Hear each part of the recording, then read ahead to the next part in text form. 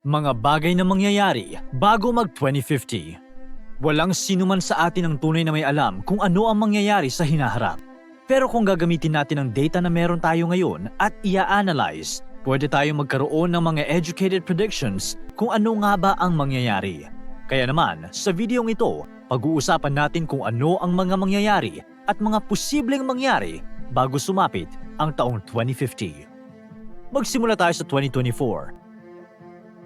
Magpapadala ng cargo ships sa Mars ang kumpanya ni Elon Musk na SpaceX. Gagawin nila ito bilang paghahanda sa isang misyon sa Mars kung saan may kasama ng tao na tatapak sa planeta sa unang pagkakataon. Sa taong ding ito, mangyayari din ang Winter Youth Olympics na siyang gaganapin sa Gangwon, South Korea at ang pagpalit ng Nusantara sa Jakarta bilang capital city ng Indonesia. Sa 2025, matatapos ang paggawa ng Magellan Telescope na siyang magiging pinakamalaking observatory sa buong mundo. Sa katunayan, mas malaki ito ng 10 times sa Hubble Telescope.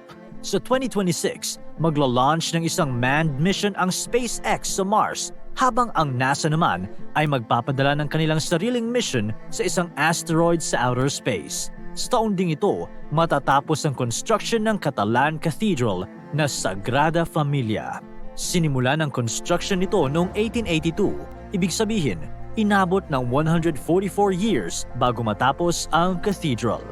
Sa 2027, darating sa Mars ang SpaceX astronauts na bumiyahe noong 2026. Ayon sa E! News at ilang reports, sa taong ding ito mabubuksan ang autopsy report ng katawan ni Elvis Presley na siyang nakaschedule na buksan 50 years pagkatapos ng kanyang pagkamatay. Ayon sa mga balita, ito ang request ng tatay ni Elvis na si Vernon Presley. Nabubuksan lamang ang report pagsapit ng 50th death anniversary ng kanyang sikat na anak. Pagdating ng 2028, magaganap ang Summer Olympics sa Los Angeles, California sa US. Sa 2029, may mabubuong high-speed rail line sa US na siyang magkokonekta sa San Francisco at Los Angeles. Kaya nitong makarating mula sa LA papuntang San Francisco sa loob lamang ng 2 hours and 20 minutes. Pagsapit ng 2030s, may susunod sa yapak ng SpaceX. Magpapadala din ng kanilang sariling manned mission ang NASA sa Mars. Hindi rin magpapahuli ang Russia na may plano magpadala ng manned mission sa Moon. Sa 2030, lahat ng mga sasakyan na tumatakbo sa gas o diesel ay hindi na pwedeng ibenta sa United Kingdom. Sa kabilang banda naman ng mundo, halos 50% ng mga sasakyang binibenta sa US ay mga electric vehicles na. Sa taong ding ito, gaganapin ang 24th World Cup. Magkakaroon din ng panibagong syudad ang Abu Dhabi, UAE, ang Masdar City. Ang Summer Olympics na ginanap sa US noong 2028 ay gaganapin sa Brisbane, Queensland, Australia pagdating ng 2032. Pagdating ng 2034, isasagawa ng European Space Agency ang Odinus, ang isang space mission sa planetang Uranus at Neptune. At kung mahilig ka sa digital games, isa-celebrate ng larong Tetris ang kanilang 50th anniversary sa taong ito.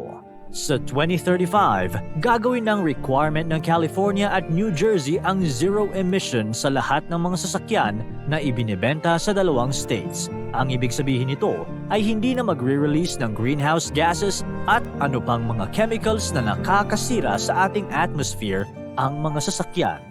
Pagdating naman ng 2036, ila-launch ang isa sa pinaka-ambitious na space mission sa kasaysayan. Tinawag itong Breakthrough Starshot, kung saan layunin nito magpadala ng maliit na aircraft sa pinakamalapit na star sa Earth, ang Alpha Centauri. Babiyahe ang aircraft sa bilis ng 15% ng speed of light o 93 million miles per hour. Higit sa lahat, ang Proxima Centauri b, ang planeta sa loob ng Alpha Centauri ay posibleng tirahan ng alien life. At pagdating ng June 2037, magkakaroon ng Summer Arctic nang walang ice na mahahanap dito sa unang pagkakataon. Sa taong 2037 din, ipapublish ng sikat na dictionary ang Oxford English Dictionary ang kanilang revised 3rd edition. Posible itong magkaroon ng mga panibagong salita na hindi pa natin alam sa ngayon. Sa September 1, 2039 naman, ang 100-year anniversary ng World War II. Ngayon ay magpunta naman tayo sa dekada ng 2040s. Maraming bagay ang mangyayari sa taong 2042. Mas magiging diverse na ang population ng US at magiging minority na ang mga white Americans. Sa taong ding ito, magiging mainstream ang virtual reality games kung saan parang nasa loob ka talaga ng isang laro. May ilan na ang gumagamit nito ngayon pero ito na ang magiging trend pagdating ng 2040s. May plano din ang NASA na mag-launch ng isang mission papunta sa planetang Uranus sa taong ito. Sa taon ding ito, magkakaroon ng mundo ng pinakaunang trillionaire. Dahan-dahan nang mawawala ang mga primate species na makikita sa gubat. Kabilang na dito ang mga unggoy, prosimians, lesser apes na tulad ng gibbons at pati na rin ang great apes na katulad ng gorillas. At ayon sa estimates, pagdating ng 2067, 300 mula sa 504 species ang mawawala at ang mabubuhay na lamang na species ay ang mga primates na nasa zoo at private collections. Ayon sa estimates, sa dekada 2040s din papanaw ang lahat ng mga World War II veterans na nakasurvive sa giyera. Kung may mananatili pang buhay bago mag-June 6, 2044, makaka-attend sila ng 100th anniversary ng D-Day. Sa 2044 din magiging public domain ang mga gawa ni J.R.R. Tolkien, ang sikat na author ng fantasy stories na The Hobbit at Lord of the Rings. Higit sa lahat, magkakaroon na ng Trans-Global Highway sa mundo pagsapit ng 2044. Magiging konektado lahat ng mga continents gamit ang mga kalsada, rails at tunnels. Sa 2045, babalik sa ating planeta ang third stage ng Apollo 12 Saturn V na nilaunch pa noong November 1969. Bumalik lang kaagad ang first at second stage ng Apollo 12. Kung natatakot ka, huwag ka mag-alala. 20,000 pounds lang naman ang bigat nito, kayang-kaya.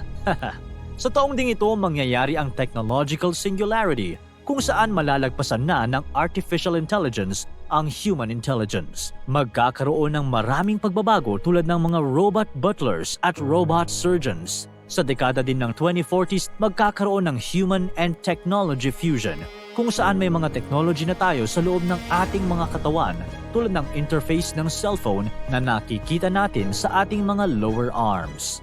Mula sa taong 2045 hanggang 2049, may ilang animal at life species pa ang magiging extinct at ang matitirang buhay na lang ay ang mga nasa zoos. Malaki ang posibilidad na tuluyan ng masira ang Great Barrier Reef dahil sa tumataas na levels ng greenhouse gases sa mundo. Posibleng maging extinct ang ilang species ng palaka, salamanders at toads. Dahil sa pagtaas ng sea level sa mundo, malaki ang posibilidad na magkaroon ng tidal flooding sa 2045. Pagsapit ng 2048, matatapos na ang Antarctic Treaty na siyang nag-uutos ng demilitarization sa Antarctica na walang nuclear tests at anumang disposal ng radioactive wastes. Kung mawawala na ang visa nito, may mga mining at oil industries na pwedeng pumasok sa continent sa unang pagkakataon. Sa taon ding ito, mapeperpekto ng mga developers ang bionic eyes, ang mga artificial retinas at iba pang visual prosthetics ay magkakaroon na ng quality ng isang totoong mata ng tao. Ang glacier na matatagpuan sa Mount Everest ay mangangalahati dahil sa init ng global temperature. Kung hindi man ito mangyayari sa 2048, may estimate ang mga scientists na mangyayari ito bago mag-2059. Sa 2049, halos mauubos na ang tubig ng Dead Sea, ang karagatan sa pagitan ng Israel at Jordan. Ito ang pinaka-lowest point ng ating planeta. Ang supply ng tubig na nagmumula sa River Jordan ay dadaan sa maraming extensive diversions sa agriculture at ilan pang domestic use. Pagdating ng 2050, aabot na sa 9.6 billion ang world population. 70% ng mundo ay maninirahan sa mga syudad, kaya naman mas dadami pa ang mga malalaking buildings sa mundo. At dahil maliit na lang ang espasyo para sa mga kalsada, magkakaroon ng mga tulay ang mga buildings na ito papunta sa isa't isa. Isang panibagong skywalk kung saan ang nasa magkabilang banda ay ang mga establishments. Magiging normal na lang sa taong ito ang self-driving cars na sikat ngayon galing sa Tesla. At kung tagumpay ang mga manned missions natin sa Mars, may ilan nang magtatrabaho at maninirahan sa planetang iyon. Ilan lang ito sa mga posibleng mangyari bago mag-2050. May ilan pa ba kayong predictions na hindi namin nasali sa aming video? Para tuloy-tuloy ang saya at kwentuhan, huwag kalimutan mag-subscribe sa Bubbly YouTube channel at pindutin ang notification bell.